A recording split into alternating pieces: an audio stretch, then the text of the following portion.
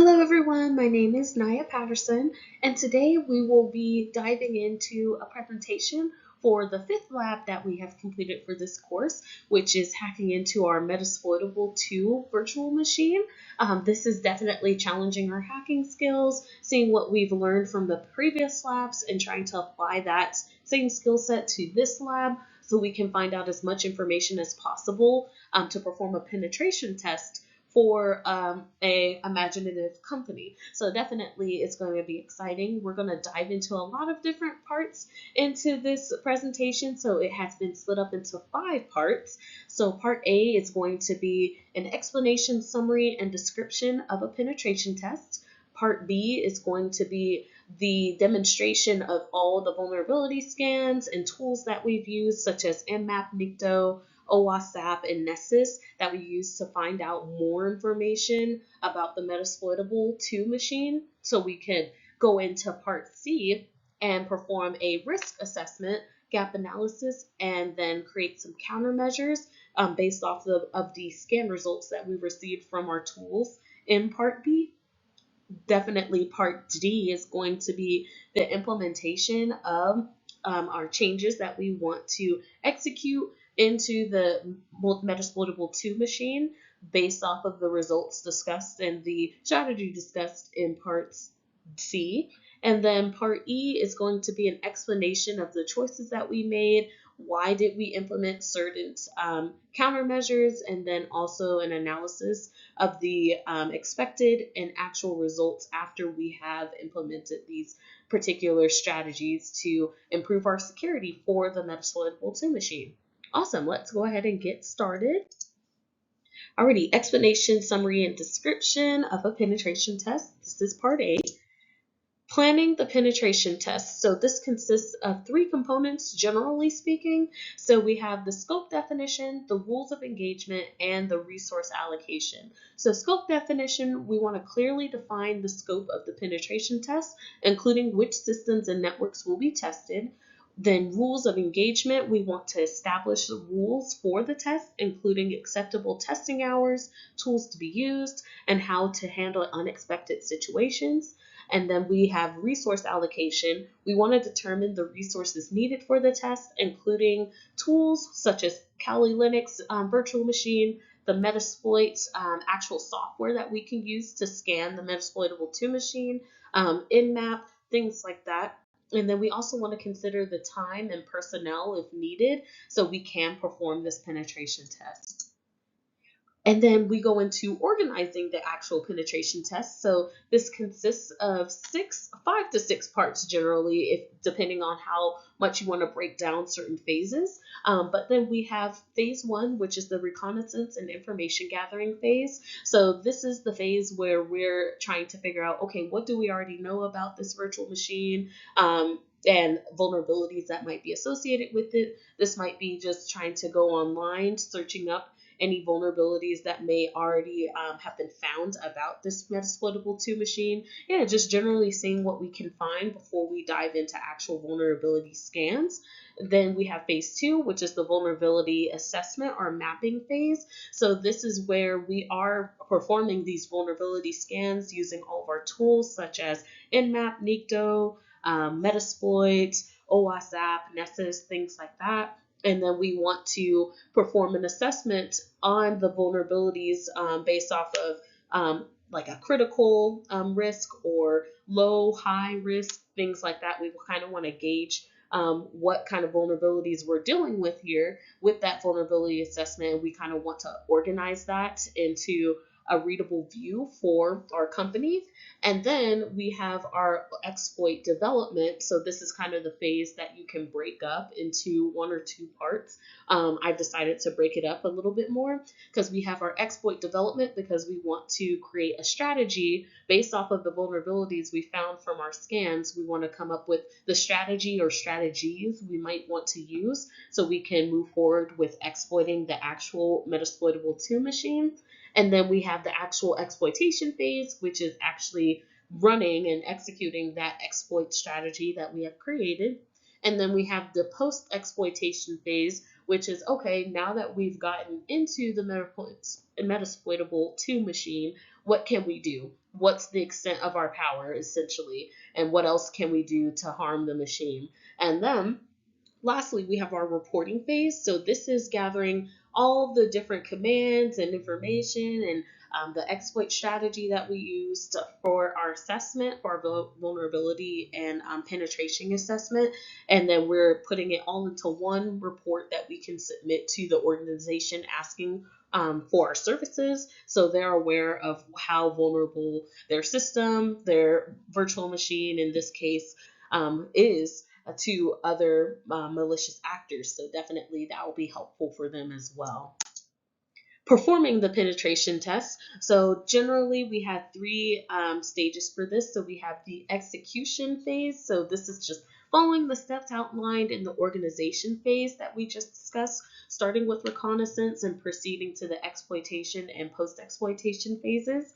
And then we have continuous monitoring. So while we're performing this penetration test, we want to pay attention to the system's response to ensure the stability of the environment and notice any ups and downs or any irregularities or anomalies we might notice with system activity. And then also we want to document documentation. So overall, we just want to create a log of executed commands, results obtained, and any deviations from the planned procedure for that company.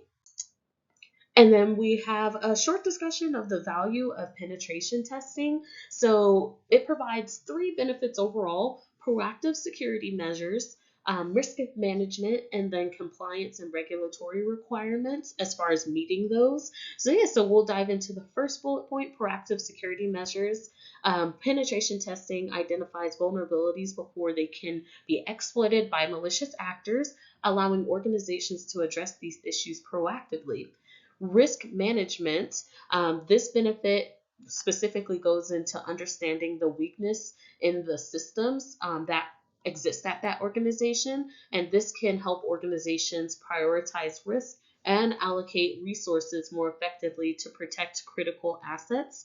And then last benefit, compliance and regulatory requirements. Many industries require regular penetration testing to meet compliance standards. So penetration testing can help organizations demonstrate their commitment to overall security. All right, and then we have handling failures within a penetration test. So first, we want to document the failure. We want to record the exact nature of the failure, including the tool or technique used, the expected outcome, and what happened.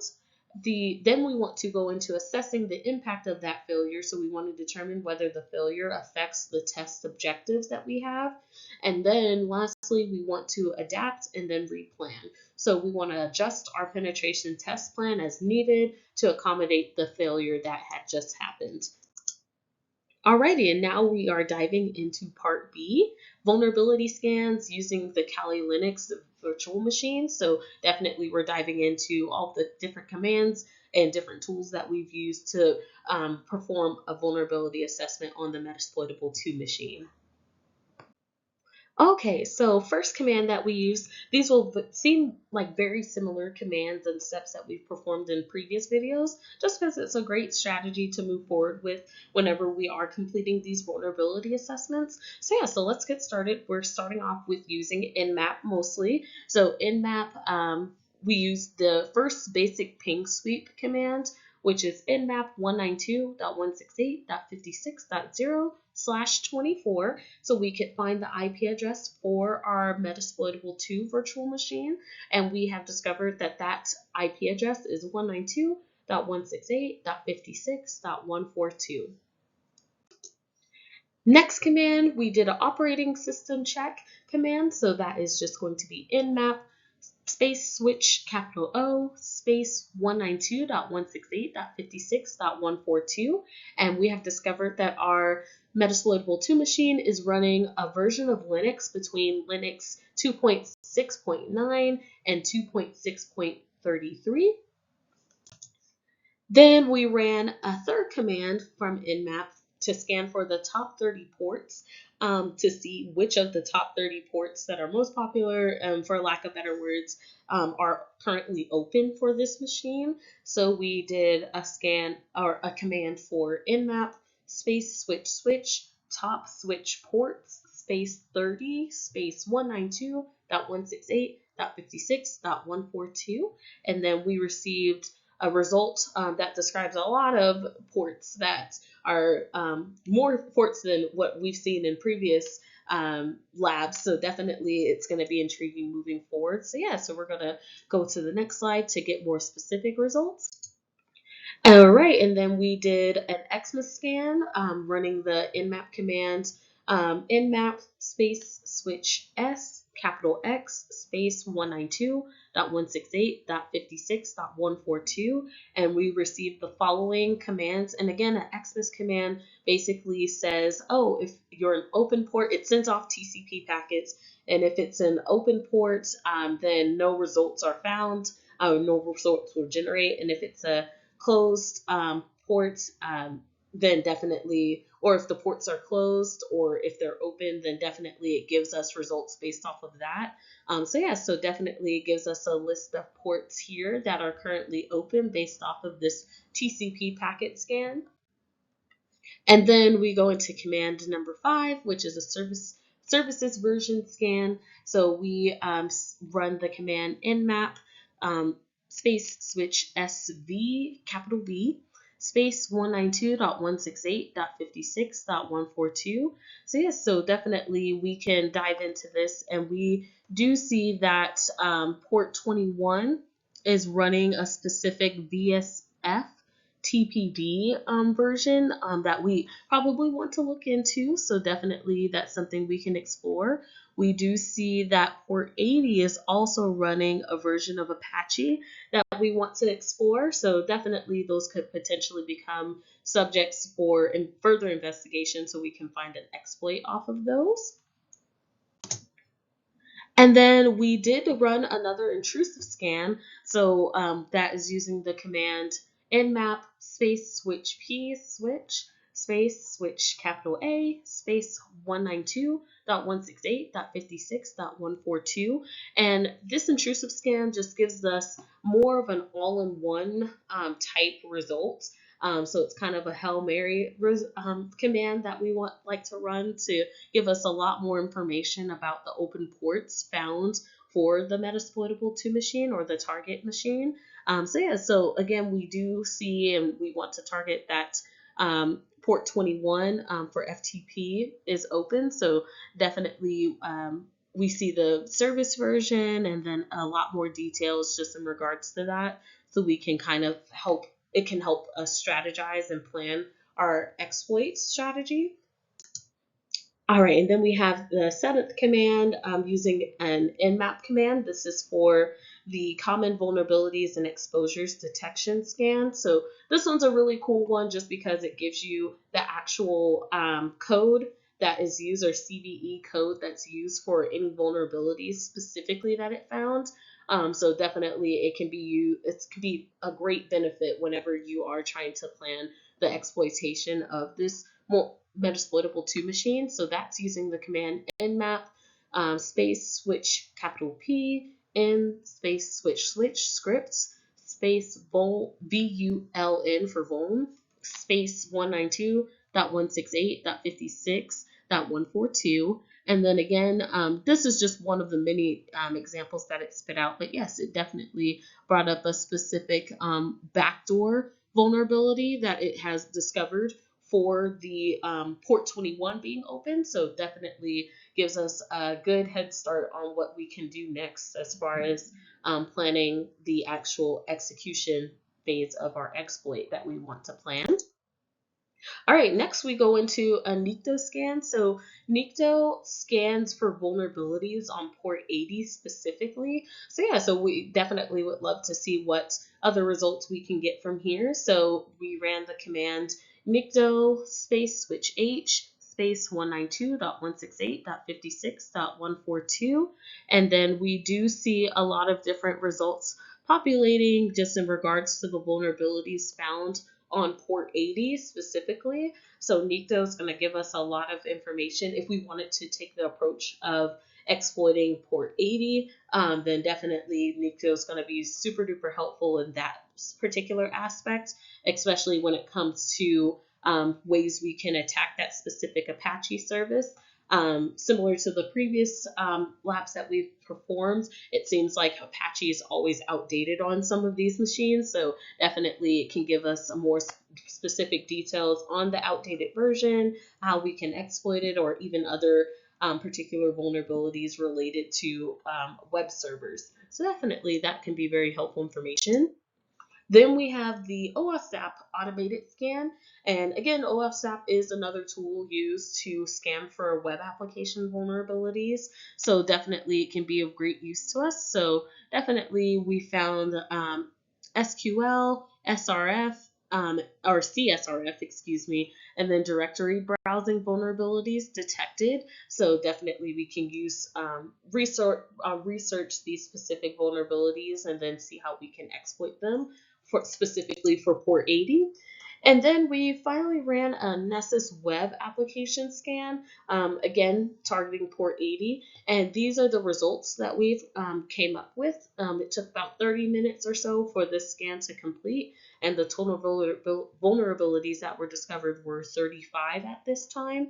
So definitely things we want to look into, especially we want to address the critical vulnerabilities that we see listed here. So definitely we'll move into part C, which is discussing the risk assessment, gap analysis, and countermeasures for our penetration test. So I kind of made a larger chart for this particular part for the risk assessment and gap analysis. So we break it up into specific categories. Specifically, the top of the chart addresses the critical vulnerabilities that we have discovered for the Metasplittable 2 machine, and then the risk assessment based off that. And then the bottom half of the chart is our gap analysis. So definitely it's each column starting from left, we have our categories. So whether it's a critical vulnerability or if it's part of the gap analysis, then we have the actual vulnerability or gap it's describing. And then we have the impact that it has on the organization as a whole, on the system, things like that. We have the likelihood that it could happen, and then we have the risk level of if it did happen, what kind of impact would it have? And then we have essentially the desired state we would want these particular vulnerabilities to be at. So for kind of in a thinking of the way that we would want to mitigate these vulnerabilities, that's kind of what this particular column is describing. So yeah, I'll go through a couple of examples here. So the VSF TPD backdoor vulnerability that we found for ports 21 for the FTP service, definitely that's one of the critical vulnerabilities that we found from right off the bat that I want to plan to exploit. The impact that it has, it allows root access via backdoor vulnerabilities or backdoor exploits, excuse me. The likelihood that can happen right now is high. The risk level is critical, and the desired state, we want to patch software. I know my face is covering that a little bit, but we want to patch up that port and patch up the software, upgrade the software, update it, so we can remove the potential of any known backdoors being open that can be used by malicious actors. So that'll be the goal moving forward, potentially. And then second critical vulnerability that we found was the Apache Tomcat default credentials. So administrative access, so the impact that it has is administrative access leading to remote code execution. The likelihood that can happen is high. The risk level is high. And then the desired state of this vulnerability, to kind of mitigate it, we want to use solid and unique credentials, and then potentially enable MFA for logging into this particular service. So that's kind of two examples we'll describe here for the risk assessment portion of this chart. And then for the gap analysis, we have a gap of lack of patch management. The impact is that the system is vulnerable to known exploits. The likelihood that it could happen is high, or an exploit could happen is high. The risk level is high, And then the potential mitigation strategy is regular patching and software updates. And then similarly, kind of going along with the flow of the critical vulnerabilities we found in our risk assessment, weak authentication practices. So for that Apache Tomcat service, we see that there were default credentials and weak passwords being used. So the likelihood that it could be exploited is high. The risk level is medium to high.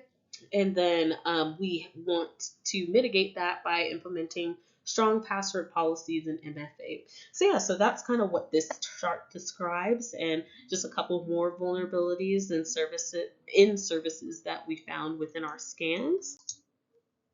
Proposed countermeasures. So kind of going along on the same page as this risk assessment chart and gap analysis. Overall, we want to implement patch management. We want to enforce strong authentication practices. We want to secure configuration of services. We want network segmentation and firewalls implemented, and then we also want to implement monitoring and logging. All right, our strategy to establish mitigation of these vulnerabilities. So we want to prioritize based on risk. So we want to focus on mitigating the most critical vulnerabilities, such as the BSF-TPD backdoor vulnerability and the Samba and the Tomcat exploit. Definitely, we want to make sure we prioritize those risks and mitigating those first. Prioritization ensures that resources are allocated to the most impactful areas. And then we want to focus on continuous improvement and review after we've implemented countermeasures. So regularly review and updates the implemented countermeasures to adapt to new threats, perform periodic security assessments to identify any new vulnerabilities. And then the way we want to implement these countermeasures will be in phases. So we have 5 phases described here. Phase 1 is going to be applying patches and updates to all vulnerable software. And then phase 2 is going to enforce strong authentication practices, including updating passwords and implementing MFA or multi-factor authentication. Phase 3 is going to be hardening service configurations and disabling unnecessary features. Phase 4 is going to be setting up network segmentation and deploying firewalls. And then phase 5 is going to be implementing monitoring, logging, and an IDSO system for that. So we can continuously see what's going on and then notice any anomalies that might occur as time goes on the system after these countermeasures are implemented. Alrighty, and then strategy reduces risk and hardens the system. So kind of benefits of this mitigation strategy overall is risk reduction and system hardening. So definitely vulnerability mitigation. So addressing known vulnerabilities reduces the risk of unauthorized access and system compromise. Reduce attack surface. So when we secure configurations and remove unnecessary services, it limits the entry points for malicious attackers. And then improve detection and response. So monitoring and logging enable quick threat identification and mitigation. And then going to the aspect of system hardening and that benefit that mitigation strategy provides. So we have increased resilience, defense in depth, and then compliance and best practices. So proactive measures like patching and strong authentication make the system more resilient to attacks. Defense in depth, so that is layered security. So that creates a more robust defense just posture. So definitely we want to make sure that that's implemented through system hardening, and that's what is achieved through system hardening. And then we have compliance and best practices. So the adherence to best practices ensures system protection and compliance with security standards.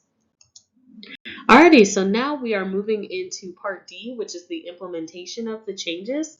So this is a screenshot of the second Nessus scan that we've completed in terms of the vulnerabilities found on port 80. So what we ended up doing as part of our countermeasures, we performed 3 of these things. So we went ahead and ran an update on the Metasploitable 2 virtual machine, running the command in the Metasploitable machine sudo space apt switch git update. And so that took a little bit of time, but definitely we have now our system up to date, the services it supports, and the application it supports. We also ran a sudo apt-get upgrade to try to get anything upgraded on the device, or version upgrades or anything like that for the Metasploitable 2 machine.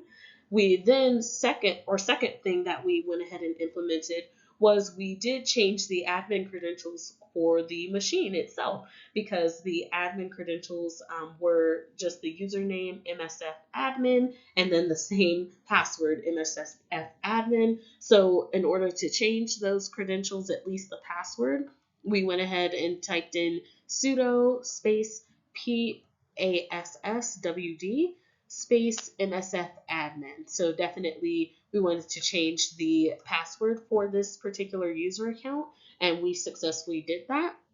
And then lastly, we wanted to upgrade the Apache service that was used on the Metasploitable machine to the latest version. And then we also made a few changes to its configuration file. And so definitely those are a little bit more detailed, but we went ahead and grabbed a link from online for the latest version of Apache, and we went ahead and downloaded that to the Metasploitable machine and installed it. So, and then restarted the service itself. So definitely, we were hoping that it gave us better results, and it did. So we went ahead and ran the second Nessus scan for the web application vulnerabilities to see if our changes made a difference. And the total vulnerabilities discovered this time were 24 after changes were implemented onto the Metasploitable 2 machine. So definitely good news. And then we also found that there were less vulnerabilities listed in regards to the Apache service. So definitely that was a win on our end. So definitely went from 35 to 24 vulnerabilities, trying to knock out those critical ones. We still see one high critical one there that we can address. But definitely getting those Apache vulnerabilities off the list was a win. Awesome, and then now we're going to our last portion of this presentation, which is the explanation of the choices that we made and then the analysis of our results. Alrighty, so we have the rationale for implemented changes. So we broke this up into 3 different aspects. So that is cost, expedience, and criticality. So starting off with cost, we considered financial costs and resource costs. So the changes involved configuring existing services and applying updates, which incur minimal to no financial costs. And then the changes were selected to minimize the learning curve for staff members and the implementation time of our staff as well. So definitely this was super duper helpful, and that's why we decided to go with these particular changes. 2, for expedience, so ease of implementation and minimal downtime. So the priority was given to the changes that could be implemented quickly and with minimal disruption to the system. So definitely going through upgrades or updates is definitely something that won't take too much time, and then also won't really disrupt the system as far as all users being offline. So definitely, depending on the type of update or upgrade and how that affects business functions, definitely won't take too much time there. And then minimal downtime, so ensuring that the virtual machine remains operational during the hardening process was essential. Awesome. And then lastly, we go into our third aspect, criticality. So high-risk vulnerabilities was the focus. So we placed more focus on addressing these particular vulnerabilities that pose the most significant risk to the system. And then compliance and best practices. So implementing security best practices was essential to ensure that the system adhered to industry standards and reduce the overall attack surface. Alrighty, and then we created a chart based off of the expected scan results once we implemented these changes, and then the actual scan results after we implemented these changes. The actual results are what we saw in that second screenshot that we discussed in part D. So definitely just diving right into the chart. The specific aspects for vulnerability reduction, the expected results that we wanted were a significant decrease in the number of critical vulnerabilities detected by the Nessus scanner, and then the actual results, noticeable reduction in critical vulnerabilities, specific issues like the VS FTPD backdoor, and then the Tomcat credentials vulnerabilities were resolved. Security posture. So then the expected results from after implementing the changes were improved security measures, making the system more resilient to attacks. And then the actual results that we saw were enhanced security with services less exposed and unauthorized access attempts effectively mitigated. We then go into the aspect of system stability. So we expected that no adverse impact on the system's functionality for the Metasploitable 2 machine, and then minimal to no downtime during hardening. And then the actual results we found was that the system remained stable with no significant downtime or functionality issues post-implementation. And then we have compliance with best practices. So what we expected were the alignment with established security best practices and standards. And then what actually happened was that the system adhered to best practices, resulting in a robust defense mechanism and improved overall security. And then we have logging and monitoring as a last aspect. So what we expected was enhanced visibility into system activities and quicker incident responses. And then the actual results was that logging configurations provided better system activity visibility, aiding in the detection of suspicious behavior. Okay, and then lessons learned from system hardening of the Metasploitable 2 virtual machine. So we've split this up into 4 realizations that have been made over the process of this lab. So first things first, the importance of prioritization.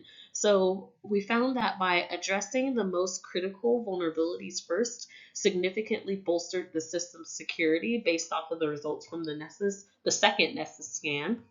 And then we have continuous monitoring and updating, so that periodic vulnerability scans and security updates or system updates as well are essential to maintaining a hardened state. Then we have a balance between security and usability.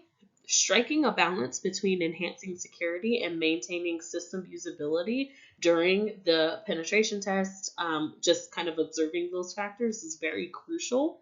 And then lastly, leveraging built-in security features. So many of the enhancements and countermeasures that we have implemented were achieved by configuring the existing services or leveraging the built-in security features. So by updating the Apache or the Samba configuration files, definitely were features that we thought about implementing, and definitely using those to kind of leverage our test and kind of leverage results definitely helped. So definitely, and it's cost effective. So definitely was a great benefit there and a lesson that we learned moving forward with the penetration test. Awesome. So this is the conclusion of my presentation. Here are some of the resources that I've used throughout the presentation. I really appreciate all of your attention, and I will see you next time.